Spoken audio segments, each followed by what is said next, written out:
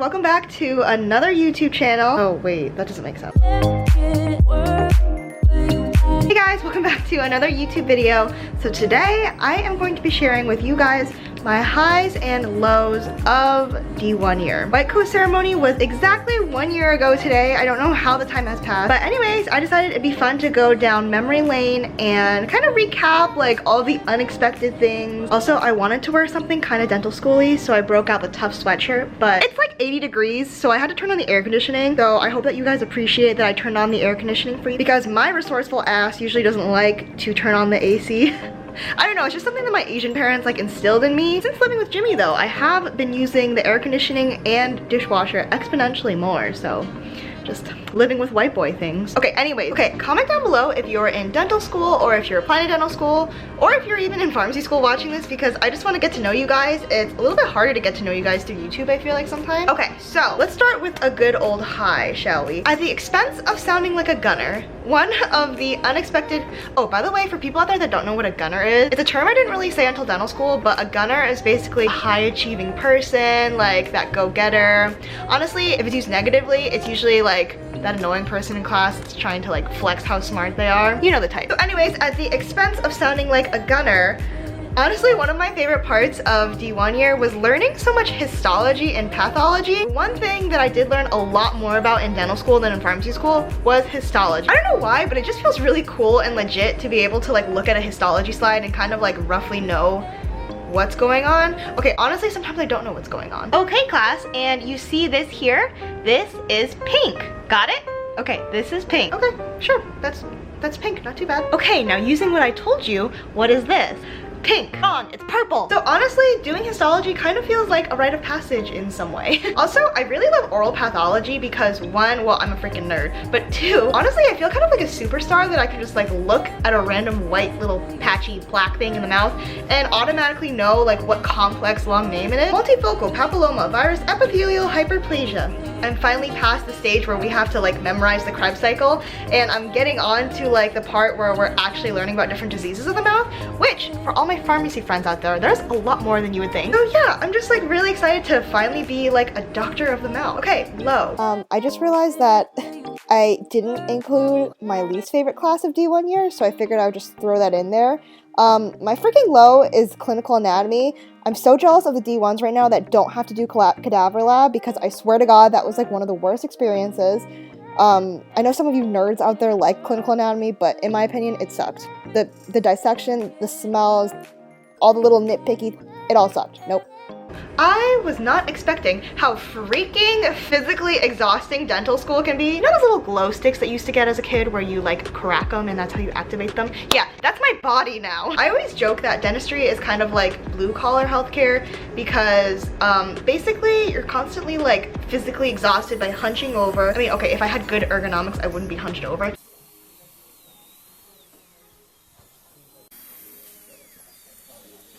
But I'm still learning how to have good ergonomics, so you're like hunched over all the time working on this tiny little object, and like your wrist can get sore from holding the drill a certain way all the time, and like sometimes you just really have to pack things in. I haven't even started dentures yet, so I'm sure once I do those are extremely frustrating and time consuming. Honestly, it might also be because I just turned 25, which I didn't think was that old, but apparently my body has decided it's time to get old. I can't explain it. I just crack in places that I've never cracked before. Okie dokie, second high. I was definitely nervous going into dental school because, like anyone, I just like wasn't sure what the curriculum would be like. One thing I wasn't expecting was actually like how doable dental school is. Okay, don't get me wrong, there's definitely times when dental school is like really exhausting, really hard, and you're not always gonna get like perfect grades or anything like that. Like dental school is hard. But I feel like, at least at Tufts, like I feel like it's very supportive, and like your teachers give you a lot of help. They offer up office hours. I was kind of nervous that it would feel really like cutthroat or anything like that, but I did have a good sense that like Tufts wasn't very cutthroat for my interview. Yeah, especially first year in my opinion, they made it really doable to be able to like balance schoolwork with having time to make friends and like explore the city and stuff like that. Second year is notoriously our harder year, so wish me luck. I am starting second year. Again, I think I have the advantage because I came in with like my doctorate background, but I have so many friends that didn't even do like doctorates or masters or anything like that, and they have done just fine, which just goes to show that like doing well in school is really like a learnable skill that you can get a lot better at, trust me. Okay, freaking low. I have never lived in like a big city before, so I was definitely not used to like how freaking inconvenient it is to grocery shop sometimes in the city, because so I love grocery shopping. It's kind of like therapeutic to me again. So that's why I don't usually do like Instacart and that kind of stuff. Plus I think it saves more money when you can like pick and choose what you want to buy. But because of that, like the only grocery store that I had near me downtown was Whole Foods, so that definitely added up. And the fact that I had to like walk with all of my bags because I couldn't drive home. You never really realize how heavy groceries can get until you walk like 2 miles to a Trader Joe's, and then on the way home the bag breaks. But now I'm kind of used to it, and honestly I know that I'm only here for 4 years, so I'm really trying to make the most of it and enjoy Boston while I'm here, because the pros, I think, sometimes for the most part usually outweigh the cons. Hi, it's me, back at it again. I just don't think I stressed enough how much clinical anatomy sucked, so I'm gonna use this second low to emphasize that again. There's no stress that I can think of that was like the night before an anatomy exam, you got your little clipboard and you didn't know what veins or arteries or nerves or whatever they were gonna find to tag on the cadavers. So we had like 30 cadaver bodies. We had to memorize like every single little thing about every single little unique body. Studying for any other exam, you could just study from bed realistically, like it didn't matter, but studying for anatomy meant that you had to get your butt into the cadaver lab, even on Saturday mornings at like 9 a.m., even on like Sunday nights at like 9 p.m. You were just constantly in cadaver lab. So yeah, I just had to interrupt that second low again. Okay, another high. Okay, when I was coming into dental school, I kind of had my guard up because in pharmacy school I had like so many friends and I had so many professors that I loved, and I was in so many clubs, and I just really felt like I was home and I loved it. Like I felt like I was at the top of my game. Because of that, I think I was kind of scared to have to start all over again here, like start from nothing and build something and build a home, I mean. And I was honestly afraid of being disappointed too by putting myself out there. So I told myself like, okay, you're gonna do your own thing, you're gonna keep to yourself, just focus on school and maybe like finding a job and like just put your head down. Well, apparently I'm incapable of that. So when I first started school, for the first week, honestly it was probably only like a couple days, but I kind of like tried to keep to myself and just like focus on my thing, but I was like miserable from that. I'm just not someone that can do that and be on my own. So then after that first week, I decided like, well, screw this business. I'm just gonna go back to being my usual bubbly self. And so I joined a bunch of clubs. I reached out and made a bunch of new friends and met some awesome upperclassmen mentors and friends. Got really close to some of my favorite professors. Honestly, I'm a little bit of a teacher's pet and I know that, and like I can't really help that. That's just like who I am. I just love like having my bubble around me. So yeah, I kind of finally just let myself be myself again, and now I feel like I have a place that I can really call home. I have like friends that I like to study with, friends that I like to go out with, professors that I go to when I need advice, and like upperclassmen that I go to for help too. So I finally feel like I've really like made another bubble for myself, and I recognize that like it'll never be just like pharmacy school, but that's the beauty of it. I'm like creating a whole new beautiful bubble for myself. Okay, the way that I did this pattern, my last thing is a low, and like I don't want to end on a low point, so don't worry, I'll put a positive spin on it. The one thing I was not ready for, and it's something that I don't think anyone is really ready for, is the pressure of hand skills. Oh my god. Okay, so in dental school, you're gonna have a couple hand gods, if you will.